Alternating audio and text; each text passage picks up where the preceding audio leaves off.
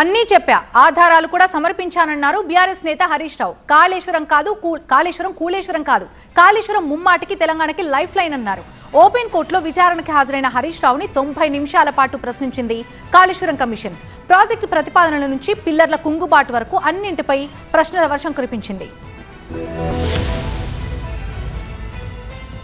అన్నీ నిజాలే చెప్తాను, అబద్ధాలు చెప్పబోనంటూ ఓపెన్ కోర్టులో ప్రతిజ్ఞ చేసిన హరీష్ రావు పీసీ ఘోష్ కమిషన్ అడిగిన ప్రశ్నలకు సమాధానం చెప్పానన్నారు. కాళేశ్వరం ప్రాజెక్టు లేఅవుట్ చూపించి మరీ వివరణ ఇచ్చానన్నారు.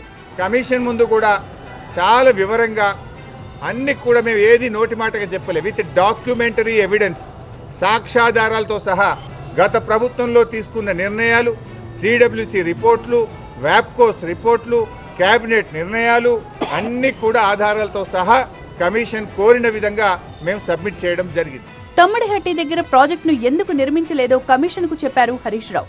మహారాష్ట్ర సిడబ్ల్యూసి అభ్యంతరాల వల్లే ప్రాజెక్టు రీడిజైన్ జరిగిందన్నారు. సో వ్యాప్కోస్ నివేదిక మేరకు, సెంట్రల్ వాటర్ కమిషన్ సూచనల మేరకు మహారాష్ట్ర ఒప్పుకోకపోవడం వల్ల మన ఇంజనీర్ల రికమెండేషన్ మేరకు ఆనాడు రాష్ట్ర ప్రభుత్వం నీళ్లు లేని చోట నుంచి నీళ్లున్న చోటకు మేడిగడ్డ ప్రాజెక్టుకు రూపకల్పన చేశాం.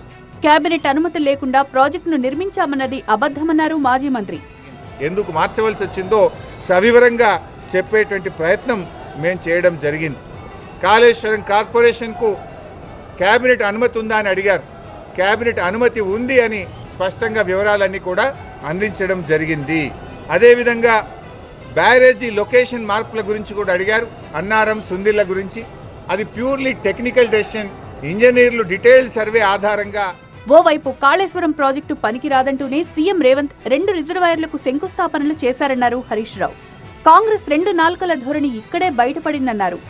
ఎప్పటికైనా కాళేశ్వరమే తెలంగాణకు లైఫ్ లైన్. గతంలో నాగార్జున సాగర్, కంతనపల్లి లొకేషన్లు కూడా మారాయన్నారు హరీష్ రావు.